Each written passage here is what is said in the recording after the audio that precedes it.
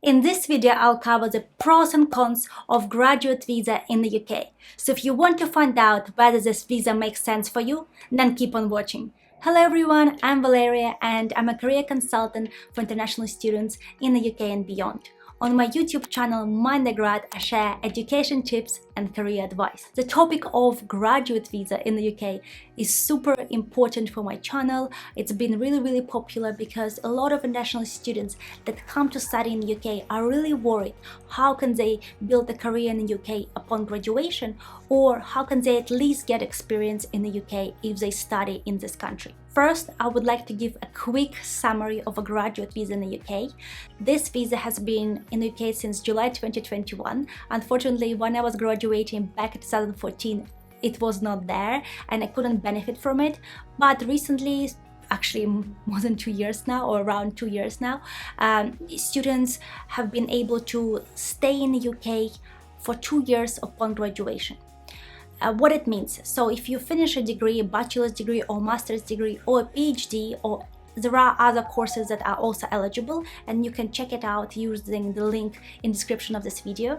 But basically, if you finish a suitable course in the UK and you are an international student, you can apply for a graduate visa, which will give you a right to work in the UK 2 to 3 years upon graduation. 2 years if you finished master's or bachelor's degree level, 3 years if you finished PhD. But there are some requirements. You have to be in the UK when you apply for it, you have to have a valid student visa, you have to finish your course while you're still on student visa, and your university has to be eligible and be trusted by Home Office, which most universities are. And your university has to tell the Home Office that you have finished your degree, and then you can apply for this visa. Your university can answer all the questions about your suitability for this visa and your eligibility. The first main advantage of a graduate visa, in my opinion, is that it gives you more time to find a permanent job in the UK. What do I mean by permanent job? I mean some kind of position that can sponsor you for a visa long term, so you can stay in the UK indefinitely.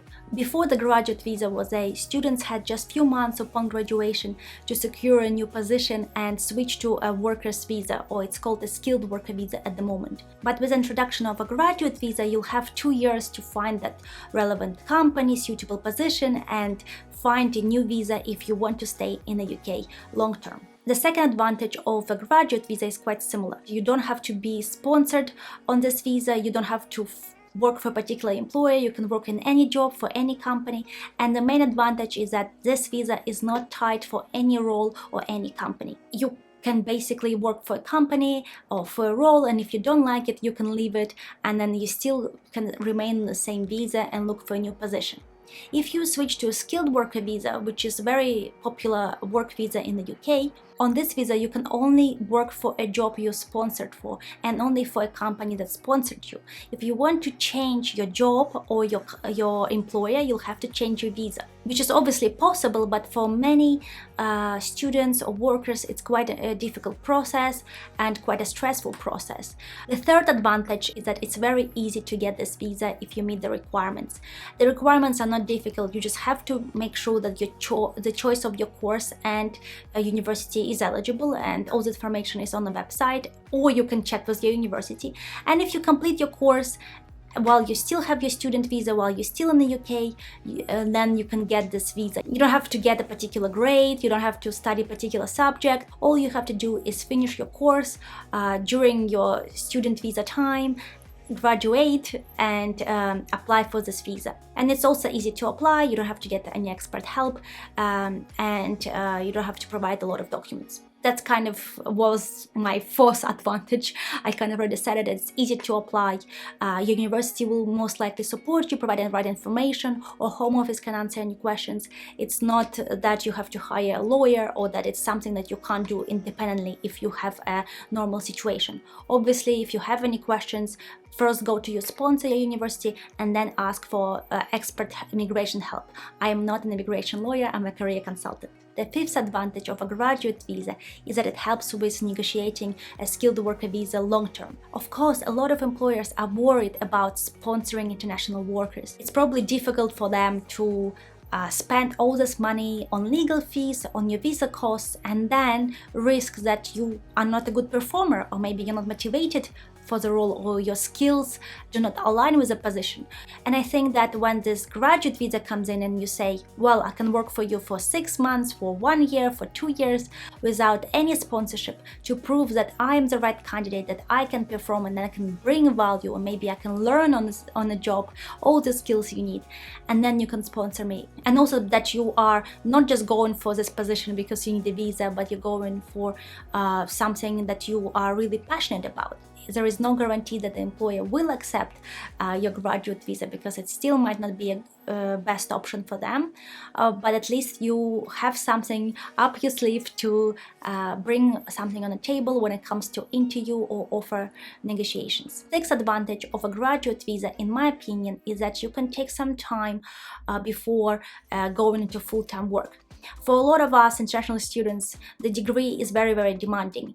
Either a master's that is 1 year and has to be completed in 1 year with a lot of breaks, or even a bachelor's degree is quite stressful before you finish your exams to graduate with your first degree and work for the grades you were aiming for. Probably you should apply for a graduate visa if you need it, but after you apply, you can take some time, maybe going back home for a few weeks or a few days, or take it some volunteer work, or traveling around the UK or abroad, maybe working in some part-time roles while you explore what is the right career choice for you. I think it's a luxury to be able to do that and not worry about switching your student visa to work visa as soon as possible and starting your job, week after you graduated with your master's. Obviously, you have to check how many days you can be away from the UK on a graduate visa. There is a restriction, you can't just leave. You will have to come back to UK periodically if you want to keep your graduate visa. That's your responsibility to check. Before we move to disadvantages of a graduate visa in the UK, I am interrupting my own video to tell you that I have created a unique Get Hired in UK online course specifically designed for international students. It is all the knowledge that I have from getting a job in the UK myself upon graduation, but also the knowledge that I have gained by working in human resources and investment bank in London. But most importantly, I have worked with hundreds of international students throughout the years, helping them secure jobs, offers, interviews in the UK. So I have put all this knowledge and experience into one product, and it will help you with each step you have to take to get a job in the UK. So if you want to check out the course, follow the link in the description of my video, but also check out that I offer one-on-one VIP career consultation program, either with me or with my team. Now we can actually talk about some disadvantages or cons. The first thing I want to throw in there is the price, that it is quite expensive. It is almost £2,000 if you're applying for 2 years, and even more if you're applying for a 3-year PhD graduate visa. Not a lot of people, especially when they're students and just graduating, have this amount of money in the bank account just to spend on having potential to stay in the UK.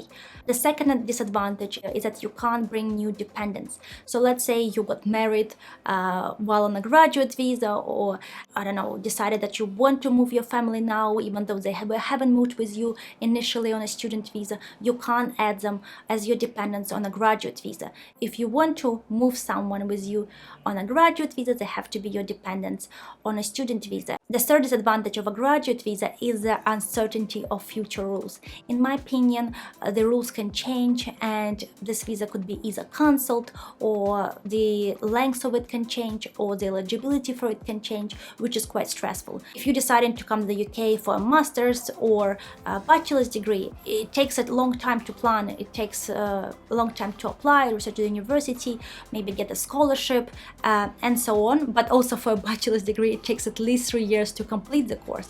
So it means that when you're making a decision about whether to come to the UK or not, you're probably considering the graduate visa option, which might change. So in my opinion, it is quite stressful that we don't know exactly what's going to happen to it in the future, and you can't rely on the immigration laws being stable. The fourth disadvantage is quite logical, and it is that it will expire. It's not a long-term visa. You have to switch to a new visa after 2 years or after 3 years if you were doing a PhD. There is no way to extend it. There is no way to prolong it. So it means that you do have to find a new way to stay in UK upon the end of your visa. You can't just apply for citizenship or permanent residence in UK once it expires. So usually what people do, they either switch to a skilled worker visa or maybe a family visa, but there are other options, and that is for you to decide and research for your personal situation. The fifth disadvantage, I think it's the fifth because I lost count, is that not all employers want to hire you on a graduate visa. And I think that some people think, okay, I can work in any job, it means that I will work in any job. No, you can legally work in any job, but it doesn't mean that the employer will accept your visa. Some employers don't want to sponsor long term, so they don't want to hire someone for just 2 years. Other employers don't understand what a graduate visa means, and they might be worried that it's not suitable for the situation. I did do this video that covers research and recent figures from employers, and the research does demonstrate that not every employer in the UK hires on a graduate visa. The sixth disadvantage that I have noticed is that you might not be eligible even if you finish the right and correct course in the UK. If, for example, you finish your course, but you have failed some of the modules or maybe coursework, and your university does not extend your student visa for you to complete your course, they decide that you can do it back home, there is no requirement for you to be in the UK to finish that course, then your student visa will expire before you finish your course. And that means that you can't apply for a graduate visa while you're still in the UK. And unfortunately, if you're not in the UK, you can't apply for a graduate visa. And I know I have spoken to several students that were in this situation and were not eligible for a graduate visa. The next disadvantage is that you do have to wait to apply for it. So let's say you finished your degree, but you're still waiting for your result. You can't really apply as soon as possible. You might be ready to start working because you finished and submitted all your coursework or finished your exams, but because you haven't got that grade and because your university hasn't sent information to a home office, you can't reapply.